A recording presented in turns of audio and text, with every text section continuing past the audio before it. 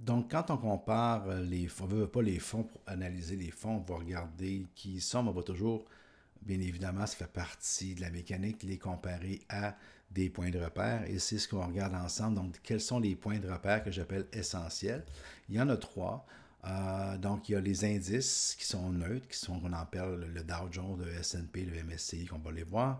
Les médianes, qui sont calculées par Morningstar en prenant des fonds de même catégorie. Et quelque chose de très, très neutre auquel on veut se comparer, c'est l'IPC et les CPG, donc l'indice des prix à la consommation ou le taux des certificats de placement garanti. Ça peut vous paraître drôle, mais pour savoir si un fonds est premier ou quatrième quartile, c'est les médianes. Pour savoir si un fonds fait mieux que le marché, c'est les indices. Mais pour un client, pour un investisseur, pour quelqu'un qui va prendre sa retraite, lui, la médiane et les indices, ça veut moins dire quelque chose. Ce qu'il veut, c'est de battre l'inflation puis faire mieux que si son argent était garanti. Si son fonds fait du moins 4% sur 5 ans, on dit hey, les marchés ont fait moins 20, la personne ne sera pas contente parce que moins 4, c'est pire que l'IPC puis c'est pire que le CPG. Donc, si le fonds fait du 24, mais que l'indice aurait fait du 35, mais la personne va être quand même contente parce qu'il a fait du 24. Oui, il aurait pu faire plus, mais il a battu l'inflation puis il a battu le CPG. Et dans ma tête, il y a trois éléments de comparaison, c'est-à-dire les marchés représentés par les indices, les autres compétiteurs, les autres fonds qui sont les médianes, et la vraie vie pour le vrai monde qui sont l'inflation et le taux des impôts, le taux des certificats garantis. Au niveau des indices, je vous en présente 6. Donc, je l'ai appelé l'infatigable Dow Jones parce que c'est l'indice qui est le plus ancien, 1800, je vais vous le dire tantôt, le 1800 quelque chose, je ne me souviens jamais de la date exacte. Donc, le Dow Jones, qui est le plus vieil indice, le S&P TSX 60 du Canada, le S&P 500, le MSCI EAEO, le MSCI Marchés émergents et les indices Morningstar. Alors, on va regarder ça ensemble. Donc, sans plus tarder, on va aller directement au niveau du Dow Jones et je vais vous poser comme question. En salle, c'est plus le fun un petit peu présentement parce que en salle, on fait un exercice de 3, 4, 5 minutes et on essaye de nommer le plus possible des compagnies du Dow Jones.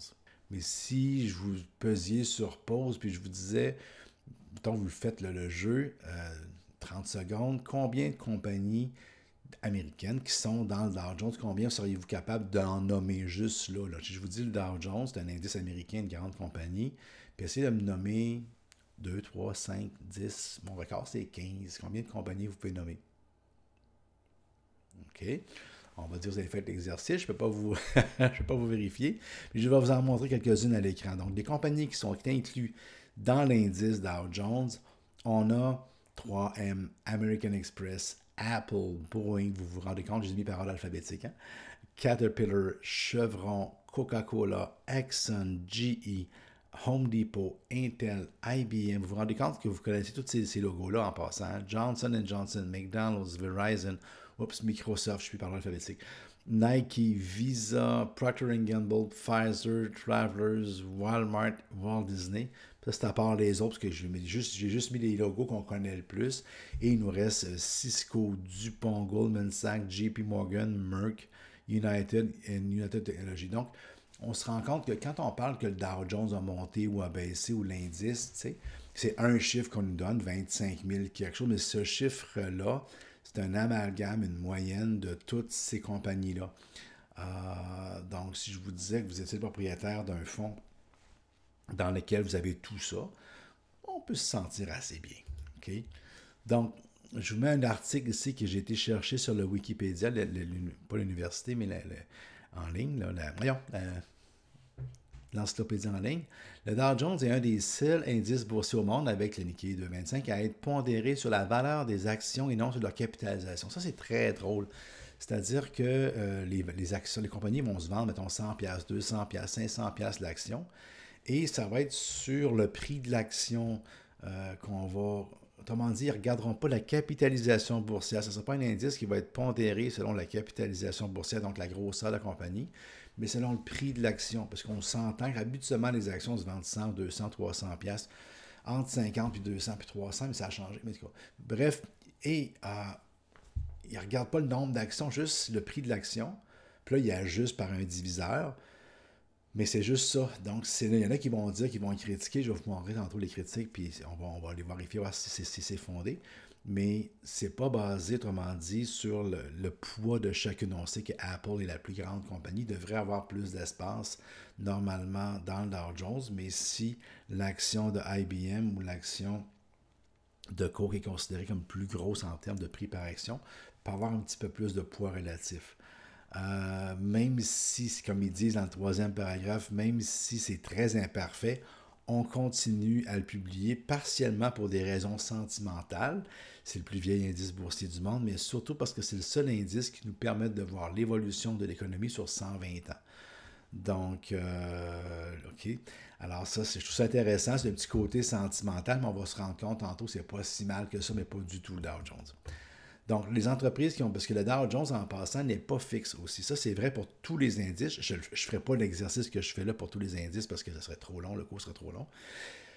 Mais il faut que vous sachiez que l'indice représente un peu ce qui se passe aujourd'hui. Le Dow Jones, on disait que c'est un indice industriel américain parce qu'à l'époque, en 1800 quelques, c'était surtout les industries comme on voit le US Steel ou le Honeywell ou le General Motors ou Texaco, qui étaient des compagnies plus de l'industriel. Aujourd'hui, on est rendu plus dans l'informatisation, ces choses-là, fait que ça a été changé. Mais ce que vous voyez présentement, ce sont des compagnies qui ont disparu. Comme la première, le US Steel a été dans le Dow Jones pendant 92 ans. Mais à un moment donné, son activité est devenue tellement comme moins importante dans l'économie américaine que le Dow Jones l'ont enlevé. En 1991, le Dow Jones ont enlevé le US Steel. General Motors a été dans le Dow Jones de 1915 jusqu'en 15-16 et puis de 1925 à 2009. C'est ça. Et puis, il a été enlevé après. Honeywell, la même chose. Texaco, Westinghouse, AT&T ont été enlevés en 2004. Sears est enlevé, il est en faillite presque. Hein? American Can Company, une compagnie de boîtes de conserve, a été enlevée en 91. Kodak, qui était dans le Dow Jones pendant 73 ans, enlevé en 2004. Woolworth, enlevé en 97. Et Union Carbide. Donc, l'indice, il est vivant. L'indice...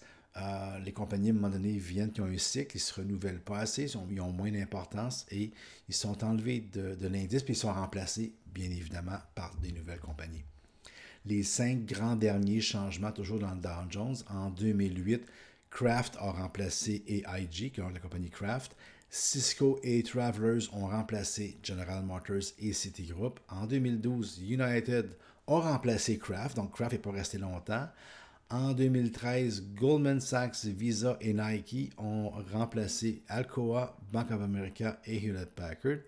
En 2015, signe des temps, Apple a remplacé AT&T. Et en 2017, Dow DuPont a remplacé DuPont. Dow DuPont, ça vient de la fusion de Dow et de DuPont. Donc, c'est quand même, ça ne bouge pas à chaque année, mais c'est pas statique complètement, puis ça se renouvelle, et ainsi de suite. OK? Ça, c'est pour le Dow Jones. Je vais vous montrer aussi la comparaison avec le S&P 500 dans 2 minutes. Mais là, je vous montre juste le top 20 du S&P 500, dans le Standard & Poor's. Et en passant, une petite note ici, Dow Jones, je ne l'ai pas mis dans le texte. Non, je ne l'ai pas mis là-dedans. Mais c'est M. Charles Dow et Henry Jones. Donc, c'était deux journalistes financiers américains, M. Dow, M. Jones, qui ne trouvaient pas de façon, quand ils écrivaient dans le journal de l'époque, ils ne se trouvaient pas à avoir d'indices, ça n'existait pas. Puis ils ont créé l'indice de toutes pièces, ils ont mis 30 compagnies là-dedans, puis ils ont amalgamé ça. C'est pour ça qu'ils n'avaient pas de capitalisation, puis c'est calculé à la main, il n'y avait pas d'ordinateur. Donc c'est pour ça que c'est super intéressant. Puis le Dow Jones, c'est quand même le nom des fondateurs, comparativement au Standard & Poor's. Le S&P pour Standard & Poor's, ben, c'est la compagnie qui le calcule, c'est la compagnie Standard & Poor's qui se fait en même temps un peu de publicité avec ça, un petit peu comme le Centre Bell ou le Centre Molson ou tous les différents éléments. Donc, le S&P, ça vient du Standard & Poor's. Il y a 500, le GAG, c'est toujours, il y a combien de compagnies dans le S&P 500? Le GAG, il y en a 500. Et eux autres, ils sont classés par la capitalisation des compagnies. Et quand vous regardez, bien, on se rend compte automatiquement en regardant ça ici que dans les capitalisations boursières, c'est assez impressionnant que de voir Apple, Microsoft, Amazon et Facebook, qui sont les 4 compagnies de l'Internet relativement récentes, qui sont les 4 plus grosses capitalisations américaines en ce moment. 5e rang, Johnson. 6e, Morgan Chase. 7e, mon ami Berkshire Hathaway, Warren Buffett. Exxon, Alphabet, qui est Google. Bank of America, le reste, je vous laisse les lire, jusqu'à Visa, qui vous donne le top 20. Il y en a 500. Encore une fois, les indices, donc ça tient assez large, puis c'est des très, très grosses compagnies. Et ce que je voulais vous mettre à l'écran, c'est le graphique où est-ce que vous avez en rouge le Dow Jones, tout croche puis pas tellement bon comme qu'ils disent, et le S&P 500, les deux sont en dollars US comme vous pouvez le voir. Ah oui, il y a une petite différence, mais vous êtes d'accord avec moi que bonnet blanc, blanc bonnet, on se ressemble pas mal. Si je te parlais en termes de corrélation, on pourrait dire qu'ils sont très, très, très, très corrélés, très, très forts. C'est pas parfait, mais pour un indice qui n'est pas pondéré selon rien, puis qu'il y a juste 30 compagnies, pour un autre indice dans lequel il y a 500 compagnies qui sont très bien pondérées, selon la capitalisation, on ne peut pas dire qu'il y a une si grosse différence que ça. Puis on se parle de 10 ans, fait que le tracking est assez intéressant.